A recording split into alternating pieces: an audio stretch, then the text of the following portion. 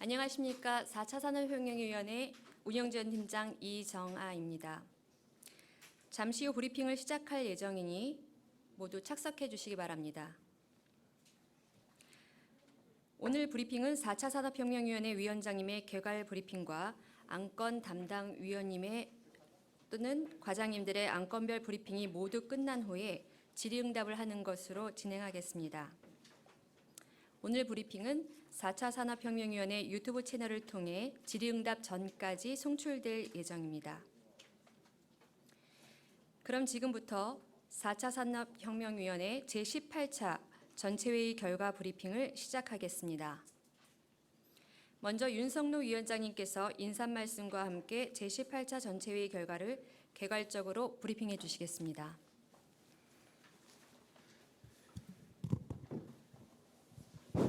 네, 안녕하십니까. 4차 산업혁명위원회 위원장 윤석노입니다. 바쁘신 와중에도 이렇게 18차 제4차의 전체 브리핑 회의에 참석해 주신 여러분께 감사드립니다.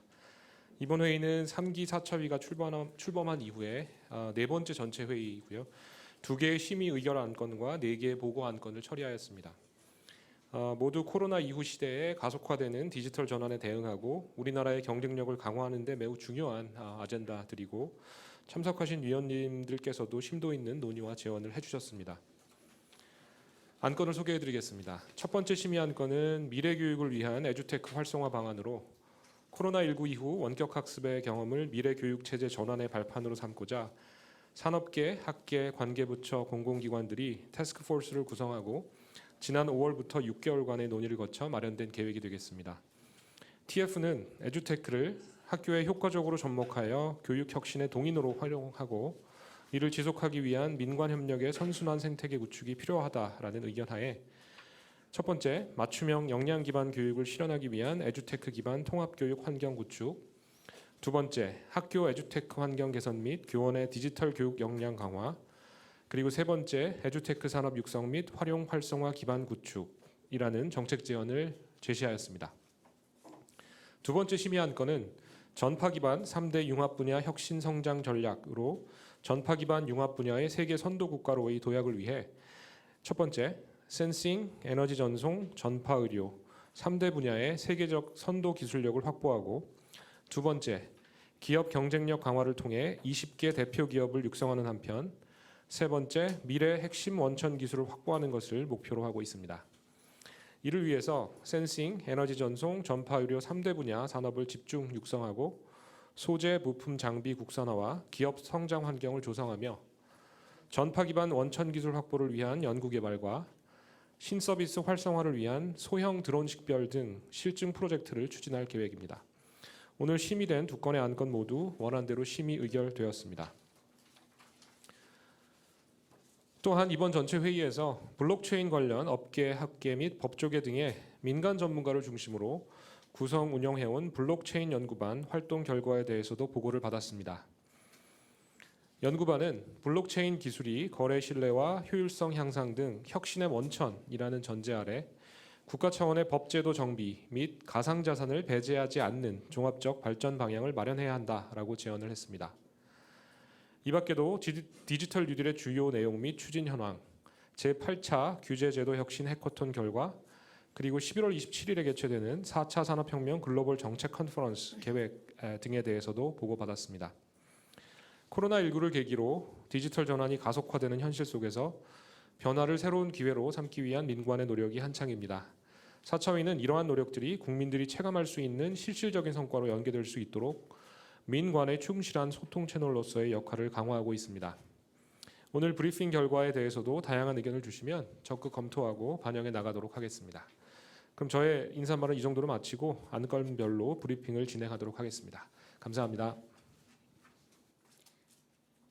네, 이제부터 의결 안건 2건, 주요 보고 안건 1건에 대한 개별 브리핑을 시작하겠습니다. 모두에 말씀드린 바와 같이 3건의 안건 브리핑이 모두 끝난 후에 질의응답을 진행하겠습니다. 먼저 첫 번째 의결 안건, 미래교육을 위한 에듀테크 활성화 권고는 임철일 에듀테크 TF 위원장님께서 브리핑해 주시겠습니다.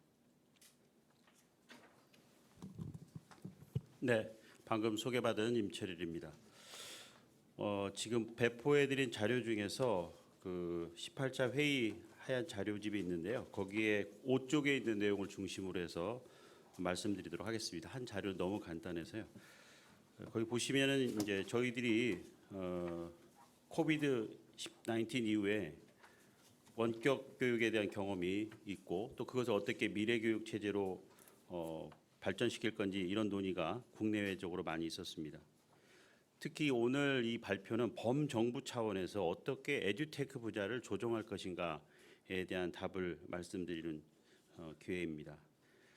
특히 저희 이번 발표에는 민관 협력의 선순환 생태계라는 것을 목표로 해서 준비를 해봤습니다. 잘 아시다시피 지난 1학기 혹은 이번 2학기까지 실시간 화상, 맞춤형 학습 기술 등 여러 가지 에듀테크 기술들이 전면에 나서 있고 이런 시장들이 가속화될 거라고 보여지고 있고요. 그런데 아쉽게도 우리나라는 아직 그 디지털 접근 지수가 학교 현장에도 낮은 거로 나와 있습니다. OECD 지표에서 다른 일반 분야에 비해서 낮은 거로 나타나 있고 또 관련된 여러 가지 그 인프라나 아니면 서비스 경로 이런 것들이 좀 부재하다 이런 지적도 있었습니다. 그래서 이런 것들을 전체적으로 고려해서 6쪽에 있는 것처럼 크게 3가지의 권고 원칙과 정책 제안을 준비해봤습니다. 첫 번째 권고 원칙은 이른바 맞춤형 역량 기반 교육 실현을 하기 위해서 에듀테크 기반의 통합 교육 환경을 구축하자는 겁니다. 아시다시피 학생들의 어떤 학력 격차 이런 부분들이 계속 문제되고 있죠. 그래서 그 부분들을 빅데이터 분석이나 이런 것들을 통해서 해결할 수 있는 그런 플랫폼을 만드는 것이 중심이 되겠습니다. 이미 교육부에서 이와 유사한 발표를 했지만 저희 이번 제안에는 거기 단계별 추진 전략이 있다시피 구체적으로 한 4가지의 단계를 제안을 해봤습니다. 당장 통합 로그인 체계 구축부터 시작해서 마지막 고등 평생교육 플랫폼과 연계되는 것을 제안을 해봤습니다. 두 번째로 서비스 컨텐츠 개발 및 유통체제 구축을 제안을 했습니다. 특별히 오픈플레이스 혹은 오픈마켓 개념을 동원을 하고 각각의 아카이브나 큐레이션 서비스 구축, 저작권 문제에 대한 제안을 했습니다. 두 번째 권고로 학교 에듀테크 환경 개선 및 교원의 디지털 교육 역량 강화 지원을 제안을 했습니다.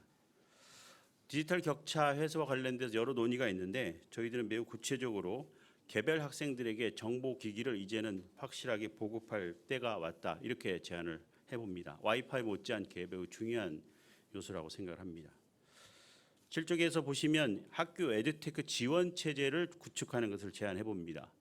와이파이라든지 1:1 디바이스도 좋지만 그걸 가지고 직접 학생과 교사가 사용할 때 전담 인력의 부재가 큰 화두로 제기되었고 그 부분을 강조해 봅니다. 자연스럽게 지원센터라든지 아니면 중앙 권역별 에듀테크 센터 이런 것들을 제안을 하고 있습니다. 세 번째로 예비 교원, 사범대나 교대, 그다음에 현장 교원들에 대한 연수를 특별히 강조할 필요가 있다. 이 부분은 이제 지난 시행 과정에서 많이 우리가 확인됐던 건데 더 그 부분을 강조하는 것을 제안해 봅니다. 세 번째 권고는 에듀테크 산업 육성 및 활용 활성화 기반 구축입니다. 무엇보다도 공교육의 에듀테크 활성화를 위해서 학교 현장에 직접적으로 효과를 줄 수 있는 바우처 시스템을 제안을 해봅니다. 그리고 이 바우처 시스템은 특별히 개발하는 기관에서도 바우처를 지원을 해줘서 R&D를 할 수 있도록 하는 것도 포함을 시켜봤습니다. 관련 법제도 개선이 필요합니다. 현재 지금 이러닝 산업발전법이라는 게 있는데 에듀테크에 대한 강조가 그렇게 나와 있지 않습니다. 그래서 그 부분을 강조하는 법안을 그리고 관련된 특별법 제정을 요청을 합니다. 마지막으로 에듀테크 거버넌스 구축에 대해서 제안을 합니다. 이번 경험을 통해서 학계, 산업계, 교육자, 연구자, 기업 이렇게 네트워킹을 통해서 안을 구축하는 게 정말 필요하다는 것을 확인했었고요. 그래서 이후에도 이와 관련된 거버넌스가 구축되기를 기대합니다. 네, 이상으로 간단하게 브리핑 마쳤습니다. 감사합니다. 다음은 두 번째 의결안 건 전파 기반 3개 융합 분야 혁신 성장 전략은 과학기술정보통신부 이현호 전파정책기획과장님께서 브리핑해 주시겠습니다. 안녕하십니까. 과학기술정보통신부 전파정책기획과장 이현우입니다. 전파 기반 3대 융합 분야 혁신 성장 전략 브리핑 자료를 참고해 주시면 될 것 같습니다. 먼저 추진 배경입니다. 5G하고 결합한 빅데이터, 인공지능 등 이른바 DNA 시대가 도래하면서 제조 물류 등 전 산업 영역에 전파를 활용한 다양한 융합 서비스가 출현하게 되었습니다. 전파는 방송통신 등 정보 전송 수단과 더불어 센싱 에너지 전송 등으로 활용 범위가 확장되고 있습니다. 특히 코로나19 팬데믹 이후에 비대면 비접촉에 기반한 경제, 산업, 사회 전반에 걸쳐 디지털 전환이 가속화될 것으로 예상됨에 따라서 센싱 에너지 전송 등 전파 특성을 활용한 전파 기반의 융합 분야가 다양하게 확정될 것으로 전망되고 있습니다. 우리나라의 경우에는 세계 최초 지상파 UHD 도입, 세계 최초 5G 상용화 등 방송통신 분야는 세계 선도적 기술을 확보한 반면 센싱 에너지 전송 등 전파 기반 융합 분야는 일부를 제외하고는 아직 국가 경쟁력이 부족한 상황입니다. 또한 수출 규제 등 코로나19로 인한 봉쇄로 인한 글로벌 공급망 교란은 소재 부품 장비의 국산화가 중요한 요소임을 깨닫게 되는 계기가 되었습니다. 이에 따라서 전파기관 융합 분야 조약을 위해서 센싱 에너지 전송 등 신산업 창출과 기업의 성장 기반 조성을 위한 혁신성장 전략을 마련하게 되었습니다. 다음 페이지입니다. 전파 기반 융합 분야의 현황 및 시사점입니다. 먼저 전파 기반 융합 분야의 현황입니다. 전파 기반 산업이라는 것은 전파를 정보 전송 매개체로 하거나 반사 투과 등 전파의 물리적 특성을 활용하는 산업으로 볼 수 있습니다. 방송통신 외에도 전파 센싱, 에너지 전송 등 전파 기반 기술을 활용한 자동 제어, 전파 영상 치료, 무선 전력 전송 등 다양한 서비스가 존재하게 됩니다. 전파 기반 산업의 경우에는 ICT 산업의 기초를 형성하는 주요 산업으로서 ICT 부가가치를 창출한 핵심 분야로 자리매김하였을 뿐만 아니라 전파 기반 산업은 주파수 자원을 활용해서 의료, 자동차 등 이종 산업과 결합하여 산업 고유의 가치를 확장시켜가고 있습니다. 전파 기반 산업의 규모는 실제적으로 생산업은 205조 원 정도, 기업은 약 9,591개 정도의 규모입니다. 2018년 기준이고요. 무선 전파에 대한 인증 건수는 2019년 기준으로 7,888건으로 2011년에 2.7배, 2015년에 1.7배로 지속적으로 증가하며 방송통신 위주에서 센싱 에너지 분야로 이미 다양하게 확장하고 있습니다. 다음 페이지입니다. 전파기관 3대 융합 분야의 동향 및 전망입니다. 센싱 에너지 전송 및 의료 분야의 전파 융합 분야는 지속적으로 확대될 것으로 전망됩니다. 전파 센싱의 경우에는 국방 등 대출력 레이더 중심에서 차량용, 생활용, 산업용 레이더 등 민수, 소출력 중심으로 시장을 확산 중이며 인공지능 기술과 결합하여 발전 중입니다. 또한 에너지 전송의 경우에는 스마트폰, 웨어러블 무선 충전이 상용화되었으며 향후 로봇, 전기차 등 중대 출력 분야로 성장이 기대됩니다. 전파 의료의 경우에는 전파 에너지를 이용한 암 치료 기술 상용화 등 전파 의료 분야의 전파 응용 기술 의료 분야 융합이 적극적으로 시도되고 있습니다. 이에 따른 정책 도출 과제입니다. 전파는 의료, 로봇, 자동차 등 이종 산업과 융합이 끊임없게 시도됨에 따라서 전파 비관 융합 분야를 적극 지원하고 미래 신산업 창출 및 세계 시장을 선도할 필요가 있습니다. 또한 전파 기반 융합 분야의 중소중견기업은 인력 기술 등 연구 역량이 부족한 상황으로 중소중견기업의 R&D 지원 및 기업 성장 환경을 조성할 필요가 있습니다. 끝으로 수출 규제 등 환경 변화에 따른 글로벌 공급망의 혼란 재편으로 인해 전파 융합 분야의 소재 부품 장비를 국산화할 필요가 있습니다. 다음 페이지입니다. 이에 따른 비전 및 추진 방안입니다. 비전은 전파 기반 융합 분야 세계 선도 국가 도약입니다. 목표는 3대 세계 선도 기술력을 확보하고 20대 대표 기업을 발굴 육성하며 3대 미래 전파 융합 원천 핵심 기술을 확보하는 것입니다. 이에 따라 추진 전략은 4가지 전략을 마련하였고 첫 번째 전략은 세계 시장 선도형 3대 전파 융합 분야 육성, 두 번째 전략은 맞춤형 기업 지원 세계 구축, 세 번째 전략은 미래 전파 기술 자립 및 경쟁력 강화, 네 번째 전략은 차세대 7층 프로젝트 추진이며 각각의 전략별로 3개씩의 추진 과제를 도출하였습니다. 다음 페이지입니다. 간략하게 중점 추진 전략에 대해서 말씀드리겠습니다. 먼저 첫 번째 추진 전략입니다. 세계시장 선도형 3대 전파 융합 분야 육성 분야입니다. 먼저 전파 센싱 산업의 기술 격차를 해소하는 데 중점을 둡니다. 전략적 R&D를 위해서 고해상도 차량용 레이더 칩 개발을 단계적으로 지원하고 생활환경 레이더 등 비즈니스 모델 발굴 및 칩 개발을 지원하는 한편 주파수에 대한 수요 제기 시 실증에 기반하여 전파 영향, 인체 영향 등을 분석하여 필요시 공급을 추진할 계획입니다.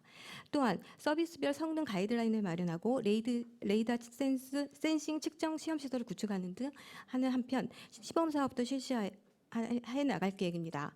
또한 전파 섹싱 빅데이터에 대한 연구를 위해서 수집해야 될 데이터의 분야, 자료 수집 확보의 방안, 개인정보 보호 등에 대한 법제도 연구도 추진해 나가겠습니다. 다음으로 중출력, 무선 전력 전송 산업 육성 분야입니다. 먼저 로봇, 공장용 물류 이송 장치, 개인 전송 이동 수단 등 초소형 고출력, 중출력 무선 출력 기술 및 안정성 확보 기술을 확보하는 내용입니다.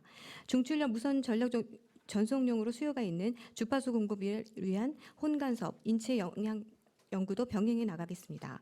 아울러 기업에 대한 충전 코일 차폐 소재 등 규격 개발 및 무선 충전 시범 사업도 실시해 나갈 예정입니다. 또한 기업 중심의 중출력, 무선 출력 표준을 선도하기 위한 무선 충전 종합 지원센터도 구축해 나가겠습니다. 다음으로 전파 융합 의료 산업 창출 선도입니다. 전파 집속 치료 영상 고주파 진단 치료를 위한 세계 선도형 핵심 기술 개발 및 전자파 인체 영향 안정성 검증 연구를 추진해 나가겠습니다. 또한 핵심 기술 상용화를 위해서 임상, 기기 허가 등에 있어 부처 간 협력 체계를 구축하는 한편 인체 안정성 영향 평가 방안도 마련해 나가겠습니다. 또한 전자파 영향에 대한 자료를 데이터베이스하고 기업의 원스톱 기업 체계를 구축함으로써 산업 환경도 구축해 나가겠습니다. 다음 페이지입니다. 두 번째 추진 전략입니다. 맞춤형 기업 지원 체계를 구축해 나가겠습니다. 먼저 소재 부품 장비의 전략적 기업을 발굴하고 지원해 나가겠습니다. 전파기관 핵심 소재 부품을 선정하고 품목별 중소 중견기업 중심의 R&D를 지원하는 한편 수입에 의존하고 있는 전파 계측 장비 중에서 수요가 높은 분야의 계측 장비 개발 R&D를 추진해 나가겠습니다. 다음으로 제품의 개발에서 판매까지 전주기적 지원 체계를 확립해 나가도록 하겠습니다. 국내에 개발 소재 부품 기업에 대한 제품화 과정 중에서 발생하는 애로사항에 대해서 맞춤형 기술 개발 및 전파 인증 비용 지원, 홍보 판로 개척 지원, 그리고 재직자 역량 교육도 지원해 나가겠습니다. 아울러 기업 성장 환경을 조성하기 위해서 송파 모바일 클러스터의 전파 차폐 시험 시설인 전파 플레이그라운드를 구축하고 지역 단위로 시험할 수 있는 이러한 시설을 단계적으로 확대해 나가겠습니다. 또한 전파 관련된 빅데이터 를 제공하기 위해서 각각 기업들에게 전파 융합 신기술 신서비스 발굴에 필요한 물질 스펙트럼, 전파 채널 모델 등 전파 관련 실데이터를 제공해 나가겠습니다. 또한 센서, 무선 충전 의료 등 관련 분야 기업의 재원 공급 체계 마련을 위해 전파 기반 융합 펀드 조성도 추진해 나가겠습니다. 다음 페이지입니다. 세 번째 추진 전략으로 미래 전파 기술 자리 및 경쟁력을 강화해 나가겠습니다. 먼저 미래 전파 기술을 확보해 나가겠습니다. 미래 성장 잠재력이 큰 전파 기반 융합 분야의 원천 기술 집중 개발을 통해서 센싱, 무선 충전, 검출 분야 원천 기술을 확보해 나가겠습니다. 주요한 원천 기술로는 차세대 전파 센싱 기술 개발, 다기기 원거리 무선 충전 기술 개발, 전파 탐지 원천 기술 및 소재 부품 개발 등이 포함될 예정입니다. 아울러 미래 연구 기반 확대를 위해서 대학 전파 연구센터에 대한 지원 규모를 확대하고 운영을 내실화해서 대학의 장기적인 전파 연구 환경을 조성하는 한편 대학의 연구 성과를 공유하고 기술성과 시장성이 모두 고려된 기술을 기반으로 응용 개발 단계의 대형 R&D도 공동기획 추진해 나가도록 하겠습니다. 또한 전파 인력 혁신 역량 제고를 위해서 초고등학교별로 전파 기초 교육을 실시하는 한편 5G 4차 산업혁명을 주제로 한 전파 융합 해커톤이라든지 교사 연수도 추진하겠습니다. 또한 대학 인재 양성을 위해서 전파 융합 분야의 집중 교육대학에 대해서 장관금이라든지 실습 장비 구축 등을 지원해 나가도록 하겠습니다. 다음 페이지입니다. 마지막 추진 전략으로 차세대 7층 프로젝트를 추진하도록 하겠습니다. 전파 기술을 활용한 제품의 초기 시장을 형성하고 기업의 기술 역량을 제고하여 제도 개선 사항을 발굴하기 위한 프로젝트를 추진할 예정입니다. 첫 번째 프로젝트로는 소형 드론 식별 기술을 실증해 나가도록 하겠습니다. 불법 비핵, 사생활 침해, 추락 충돌 등으로부터 국민의 안전을 확보하기 위한 드론 식별 관리 기술 실증 프로젝트를 추진해 나갈 예정입니다. 또한 스마트 공장의 무선 충전을 실증해 나갈 계획인데 24시간 무인 작업 등 생산 효율 향상을 위해서 스마트 공장용 물류 로봇, 무선 충전 플랫폼 실증 프로젝트를 추진해 나가겠습니다. 끝으로 재난관리 전파 센싱 기술과 관련해서 카메라가 인식하지 못하는 산불 감시, 댐 저수지 상황 모니터링 등 전파 센싱을 이용한 실증 프로젝트를 추진해 나가도록 하겠습니다. 다음 페이지입니다. 이를 통해서 전파 기반 융합사업 신시장 창출과 산업, 기업, 국가 경쟁력 확보를 통해 전파 기반 융합 분야 세계 선도 국가로 도약해 나가도록 하겠습니다. 이상 보고를 마칩니다. 다음은 보고 한 건입니다. 블록체인 연구반 활동 보고서는 정연택 블록체인 연구반 위원님께서 브리핑해 주시겠습니다. 네, 안녕하십니까. 방금 소개받은 정연택 변호사입니다. 그 4차의 블록체인 연구반의 그 활동 보고의 주요 내용에 대해서 말씀을 드리겠습니다. 일단 저희 연구반 개요에 대해서 먼저 말씀드리면 블록체인 생태계의 현황을 진단하고 중장기 정책 방향에 대해서 제안을 마련하기 위해서 4차위 산하의 블록체인 연구반을 2019년 9월부터 구성해서 운영했고 2020년 7월까지 활동을 했습니다. 4차 위원 중에 한 명이신 이상영 건국대 교수를 좌장으로 해서 블록체인 관련 산업계와 학계, 법조계 등의 민간 전문가들 11명으로 구성이 되었습니다. 연구반원 또는 외부 전문가를 초빙해서 블록체인 기술 산업 제도 관련 주제 발표 및 토론을 하는 방식으로 월 1회 비공개로 운영을 했습니다. 중장기 정책 방향 제언에 관한 내용들을 말씀드리겠습니다. 첫 번째는 블록체인 정책의 기본 원칙과 관련된 겁니다. 블록체인 기술은 거래의 신뢰성과 효율성을 향상시킴으로써 혁신과 번영의 원천이 되고, 블록체인 정책은 개인의 자율과 책임을 우선으로 해야 하고 국가의 후견은 필요성이 인정되는 경우에 한해 합리적인 범위 내에서 이루어져야 한다고 봤습니다. 또 국가는 시의적절하게 블록체인 관련 법 제도를 정비함으로써 기술과 산업 발전의 토대를 마련해야 하고, 국가는 블록체인 산업의 발전을 위한 종합적 전략을 마련해서 수행해야 하며, 이러한 전략은 시장의 기능을 훼손해서는 안 되고 가상자산에 관한 내용도 배제돼서는 안 된다는 그런 기본 원칙을 일단은 제안을 했습니다. 블록체인 생태계와 관련된 내용들에 대해서 말씀드리겠습니다. 우선 그 개관적인 내용을 보면 블록체인의 활용 범위가 점차 확대되는 그런 가운데 블록체인 생태계 변화의 가속화를 위한 정책적, 법, 제도적, 기술적 측면의 과제가 일단 존재함을 확인하고, 신기술에 대한 정부 거버넌스 체계를 명확히 하고 신뢰성, 편의성, 효율성 등 블록체인이 지향할 최고 가치가 무엇인지에 대해서 잠재적인 합의를 도출할 필요가 있다는 내용을 확인했습니다.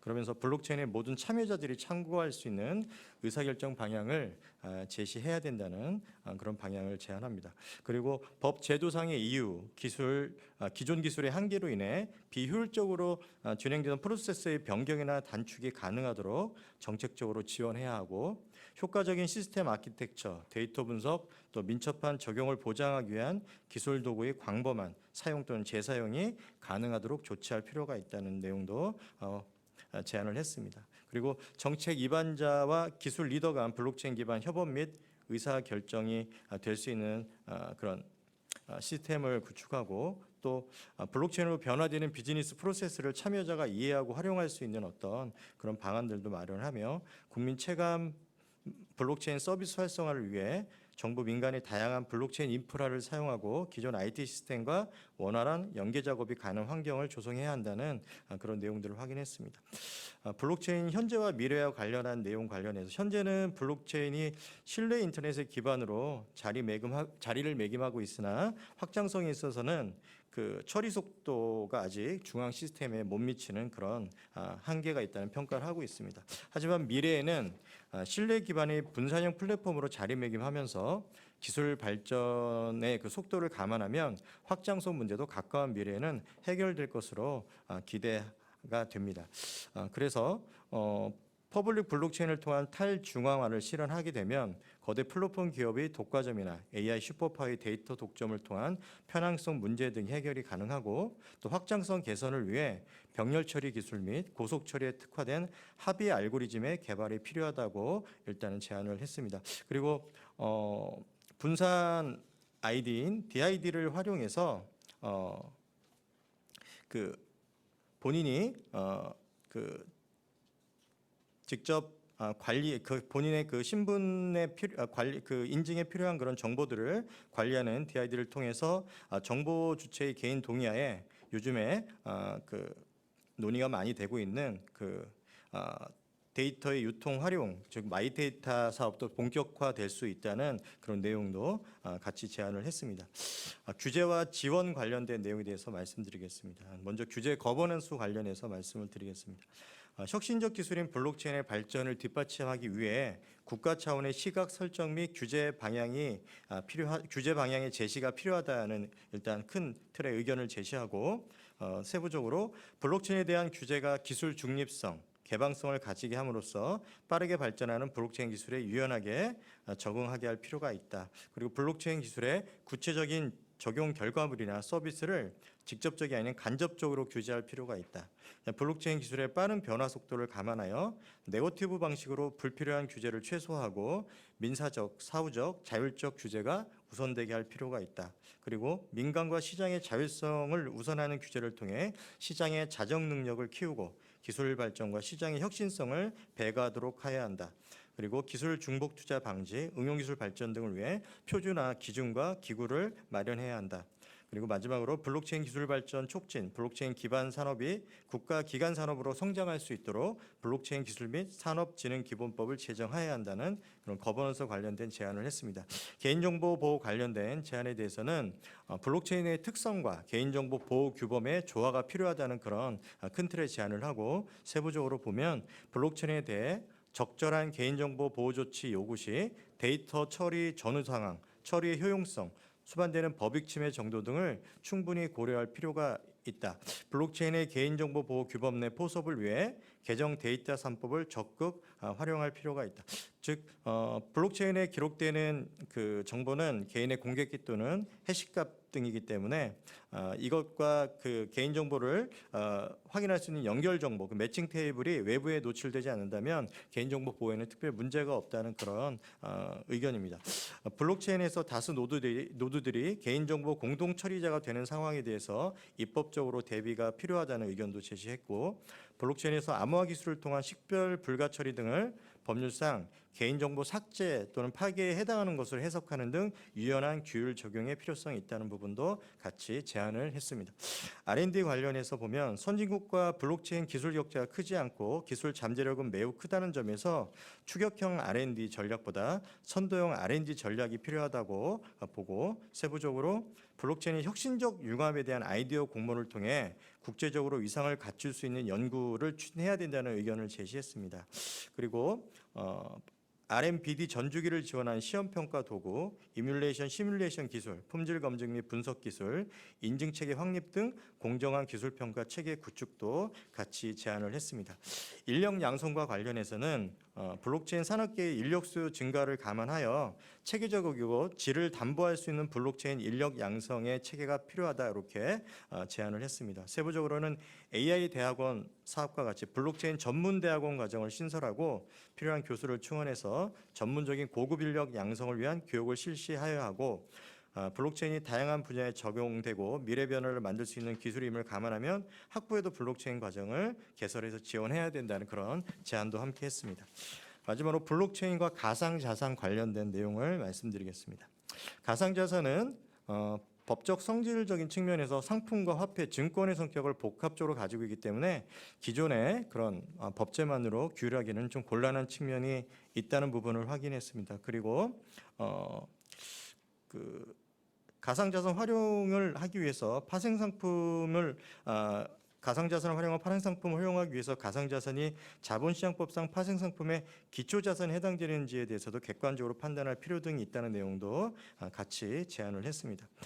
특정금융정보법, 특금법의 개정 관련해서는 가상자산 거래에 대한 제도화가 시작되었으나 가상자산 거래에 대한 세밀한 검토와 입법적 보완이 여전히 필요하다는 그런 의견을 제시했고요. 다양한 사업 양태를 고려해서 실명 계좌 보유 또는 정보 보호 관리 예측의 인증 등 신고 수리 요건을 새로 정부화하고 면제 요건을 확대 검토해야 한다는 의견도 같이 제시했습니다. 그리고 가상자산 관련업에도 다른 업권과 같은 통상적 규제 체계를 마련을 하는 것을 검토해야 된다는 의견도 함께 제시했습니다.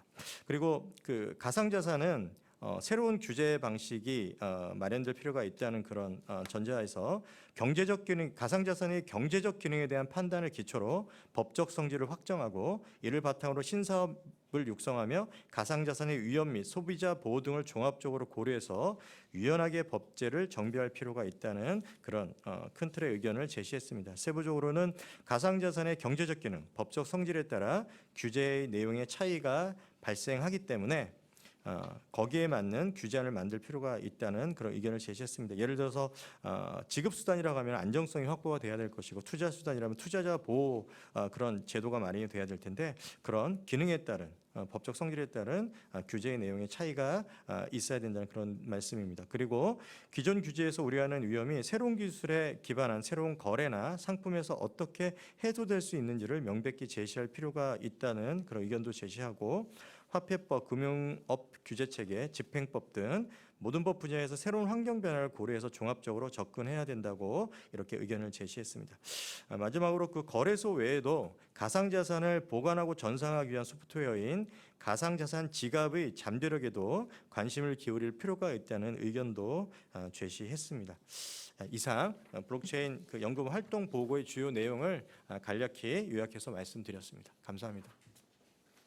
정현택 위원님 감사합니다. 이상 4차 산업혁명위원회 유튜브 채널을 종료합니다.